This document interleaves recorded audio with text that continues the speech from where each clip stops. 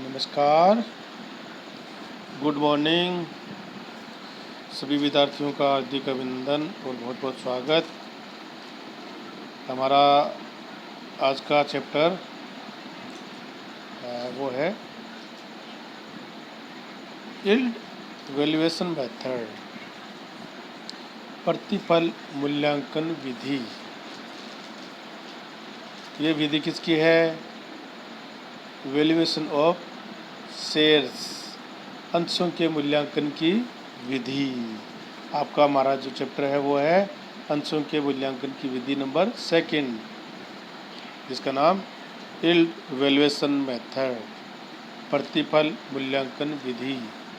और ये हमारा जो चैप्टर है वो है बीकॉम पार्ट 3, फाइनल ईयर के हमारे जो स्टूडेंट हैं उनके लिए ये हमारा चैप्टर है। इसी के साथ एमकॉम के लिए जो स्टूडेंट हैं हमारे, उनके लिए भी ये चैप्टर बहुत लाभप्रद है। और इसीलिए मैंने इसको आपके लिए तैयार किया है। तो स्टार्ट करते हैं हमारा ये चैप्टर।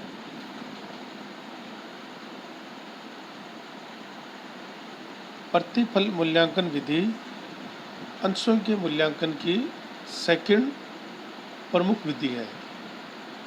फर्स्ट मेथड, जिसको बारे में मैंने आपको लास्ट जो हमारा ई कंटेंट था उसमें आपको बताया था, उसका नाम था नेट एसेट्स मेथड। और आज की हमारी विधि यील्ड वैल्यूएशन मेथड। जो विनियोगकर्ता सुरक्षा की बजाय आय को प्राथमिकता देते हैं, वे अपने अंशों का मूल्यांकन इस विधि के आधार पर करते हैं। और ये विधि है वो चालू व्यवसाय की अवधारणा पर आधारित विधि है। फर्स्ट जो मेथड थी वो अंशों की सुरक्षा के ध्यान में रखकर जो विनियोग करता है उसके लिए वो फर्स्ट मेथड ज़्यादा काम यूज की जाती है। जबकि आज की जो हमारी मेथड है वो विनियोग की बजाय आय को प्राथमिकता देती है। ये विधि जो हमारी है वो विनियोगकर्ता की जो आय है उसको ज़्यादा प्राथमिकता देती है। और जो विनियोगकर्ता अपनी आय को ज़्यादा प्राथमिकता देते हैं वो इस विधि का प्रयोग करते हैं। और ये जो मेथड है वो है चालू व्यवसाय की अवधारणा पर आधारित मेथड है। प्रतिफल मूल्यांकन विधि में अंशों का मूल्यांकन उन पर प्राप्त आय, अंशों पर हमें क्या प्राप्त होता है? लाभांश के रूप में हमें क्या प्राप्त होता है? आय। तो अंशों का मूल्यांकन जब हम करते हैं तो उनमें अंशों पर जो आय प्राप्त होती है या प्राप्त आय के आधार पर उसका मूल्यांकन किया जाता है। इस विधि से प्राप्त मूल्य को अंशों का प्रतिफल मूल्य भी कहा जाता है, क्योंकि हम जो आधार ले रहे हैं, जो बेस ले रहे हैं, वो प्रतिफल है वो आय को ले रहे हैं। क्या इसको ले रहे हैं? आय को महत्व ज़्यादा दे रहे हैं, इसलिए इसे हम अंशों का प्रतिफल मूल्य कहा जाता है। जब हम विनियोग करते हैं और विनियोग के प्रतिफल के रूप में जो आय प्राप्त होती है उसको बेस मानकर हम इस विधि का यूज करते हैं। यहाँ आय से तात्पर्य अलग अलग लिया जा सकता है। या हम आय का जो यूज करते हैं वो अलग अलग आय के आधार पर इसका मूल्यांकन हम कर सकते हैं। मुख्य रूप से 3 प्रकार के आधार है जिनको लेकर हम अंशों का मूल्यांकन प्रतिफल विधि के माध्यम से करते हैं। तो फर्स्ट जो मेथड है उसके बारे में आपको बता रहा हूँ। वो मेथड है लाभांश दर के आधार पर अंशों का मूल्यांकन। सेकंड जो मेथड है अंश पूंजी पर आसान्वित प्रत्याय की दर के आधार पर। और थर्ड जो लास्ट है वो है वास्तविक प्रत्याय दर या अर्जन क्षमता के आधार पर अंशों का मूल्यांकन। कि 3 जो आधार हैं, बेस हैं, उनके आधार पर हम अंशों का मूल्यांकन करते हैं। और आज हम सिर्फ एक ही फर्स्ट जो मेथड है, लाभांश दर के आधार पर अंशों का मूल्यांकन किस प्रकार किया जाता है, उसके बारे में है जो आपको बताएंगे। तो देखिए, लाभांश दर के आधार पर अंशों का मूल्यांकन किस प्रकार किया जाता है। लाभांश दर के आधार पर अंशों का मूल्यांकन करने के लिए आपको ज़रूरी है कि 3 प्रकार के हमारे जो आवश्यक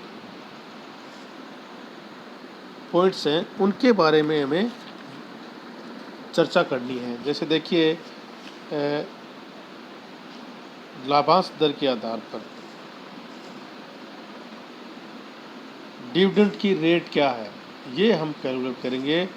जो विनियोगकर्ता अल्पकाल में अंशों में विनियोग करते हैं तथा जो अल्पकालीन होते हैं, वे अंशों का मूल्यांकन लाभांश दर के आधार पर करना चाहते हैं।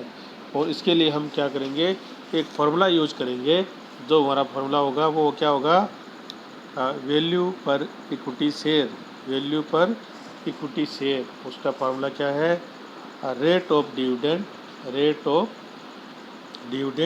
को डिवाइड करेंगे नॉर्मल रेट ऑफ रिटर्न से। किससे करेंगे, नॉर्मल रेट ऑफ रिटर्न से। और मल्टीप्लाई किससे करेंगे, पेड अप वैल्यू पर शेयर। अब इसमें देखिए, आपको 3 जो है वो रेट आपको कैलकुलेट करनी है। एक फर्स्ट जो रेट है, रेट ऑफ डिविडेंड, लाभांश की दर हम किस प्रकार कैलकुलेट करेंगे वो मैं आपको आगे बता रहा हूँ। और पेड अप वैल्यू पर शेयर, ये आपको क्वेश्चन में जो बैलेंस शीट आपको दी हुई होगी उसमें दिया होगा कि जो शेयर है, नंबर ऑफ शेयर कितने हैं और उनकी पेड अप वैल्यू आपकी कितनी है, ये आपको दिया होगा। और नॉर्मल रेट ऑफ रिटर्न, ये अभी आपको सामान्यतः क्वेश्चन में दिया जाता है। नहीं दिया गया हो तो उसको हम कैलकुलेट आसानी से कर सकते हैं। सर्वप्रथम क्या करेंगे, लाभांश की दर की गणना। देखिए, लाभांश की दर की गणना करने के लिए हम क्या करेंगे, फिर एक फार्मूला यूज करेंगे। और फार्मूला हमारा क्या होगा, अमाउंट ऑफ डिविडेंड को डिवाइड करेंगे total paid up capital. Amount of dividend को किससे करेंगे, टोटल पेड अप कैपिटल से डिवाइड करेंगे और 100 से मल्टीप्लाई करेंगे तो हमारे पास एक रेट आएगी, जिस रेट को हम क्या बोलेंगे, रेट ऑफ डिविडेंड। अब हमें चाहिए अमाउंट ऑफ डिविडेंड। क्या चाहिए, अमाउंट ऑफ डिविडेंड। हमें अमाउंट ऑफ डिविडेंड की कैलकुलेशन करनी है। तो लाभांश की राशि, जिसे हम बोलते हैं अमाउंट ऑफ डिविडेंड की गणना, मूल्यह्रास, डेप्रिसिएशन, ऋण पत्रों पर ब्याज, इंटरेस्ट ऑन डिवेंचर, आयकर, इनकम टैक्स घटाने के बाद चालू वर्ष का लाभ ज्ञात करते हैं। चालू वर्ष के जो लाभ है उसमें से हम घटाएंगे मूल्यह्रास, डिवेंचर का इंटरेस्ट और इनकम टैक्स या प्रोविजन फॉर इनकम टैक्स। ये सब घटाने के बाद का जो प्रॉफिट हमारा आएगा उसको हम चालू वर्ष का लाभ बोलते हैं। इसमें से हम क्या घटाएंगे, सामान्य संचय में स्थानांतरण यदि कोई हो, यदि हम जनरल रिजर्व में कोई ट्रांसफ़र कर रहे हैं तो उस अमाउंट को हम फिर इसमें से लेस करेंगे यदि क्वेश्चन में दिया गया है तो। यदि नहीं दिया गया है तो हम कोई अमाउंट लेस नहीं करेंगे।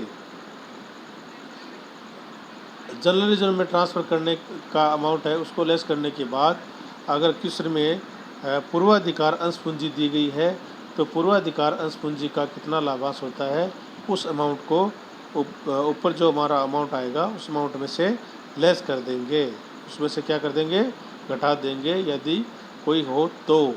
यदि नहीं है तो कोई कैलकुलेशन या समायोजन इसमें नहीं करेंगे।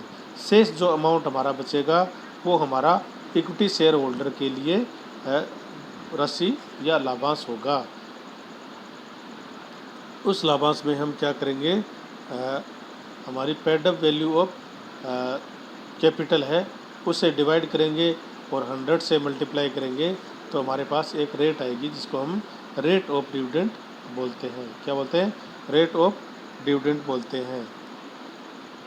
और एक बात आपको ज़्यादा ध्यान में रखने की है, वो हमारी क्या है कि यदि पिछले कुछ वर्षों का आपको लाभांश दिया गया है तो हम क्या करेंगे, उसका एवरेज प्रॉफिट है वो हम कैलकुलेट करेंगे।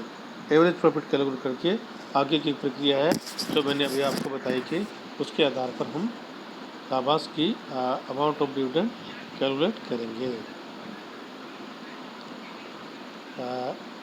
थर्ड जो हमारा क्या है, नॉर्मल रेट ऑफ रिटर्न, सामान्य प्रत्याय की दर।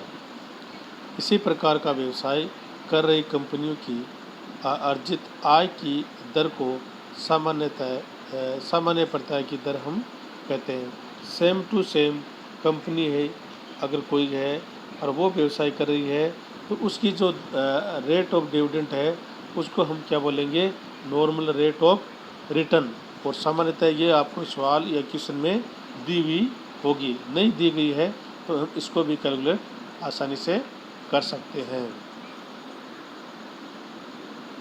इस प्रकार हम क्या करेंगे, हमारा ये फॉर्मूला है उसको यूज करेंगे और अंशों का मूल्यांकन लाभांश के आधार पर आसानी से कर सकते हैं। ये फॉर्मूला मैं आपको फिर वापस बता देता हूँ। वैल्यू पर इक्विटी शेयर बराबर रेट ऑफ डिविडेंड, क्या होगा, रेट ऑफ डिविडेंड को डिवाइड करेंगे नॉर्मल रेट ऑफ रिटर्न से और पेड अप वैल्यू पर शेयर से मल्टीप्लाई कर देंगे तो हमारे पास एक अमाउंट आएगा और उस अमाउंट को हम क्या बोलेंगे, वैल्यू पर इक्विटी शेयर, वैल्यू पर इक्विटी शेयर। इसके लिए आपको रेट ऑफ डिविडेंड की कैलकुलेशन करनी पड़ेगी। उस प्रक्रिया को मैंने आपको बता दिया है। नॉर्मल रेट ऑफ रिटर्न सामान्यतः आपको क्वेश्चन है उसमें दिया होगा, नहीं दिया गया है तो हम इसको कैलकुलेट आसानी से कर सकते हैं। और पेड अप वैल्यू पर शेयर आपको बैलेंस शीट में या जो हमारा क्वेश्चन होगा उसमें आपको इसके बारे में पूरी जानकारी दी हुई होगी। तो इस प्रकार हम इस फार्मूले का यूज करते हुए लाभांश की दर कैलकुलेट कर सकते हैं। और रेट ऑफ डिविडेंड कैलकुलेट करने का हमारा एक फार्मूला और है। हमारा फार्मूला क्या है, अमाउंट ऑफ डिविडेंड को डिवाइड करेंगे टोटल पेड अप कैपिटल और 100 से इसको क्या कर देंगे, मल्टीप्लाई कर देंगे तो हमारे पास एक रेट आएगी, उसको हम लाभांश की दर बोलते हैं। और लाभांश की दर कैलकुलेट करने के लिए आपको क्या चाहिए, amount of dividend, amount of dividend. और अमाउंट ऑफ डिविडेंड करने की प्रक्रिया मैंने आपको अभी बताई थी, उसके आधार पर हम अमाउंट ऑफ डिविडेंड की आसानी से कैलकुलेशन कर सकते हैं। थैंक यू, बहुत बहुत धन्यवाद।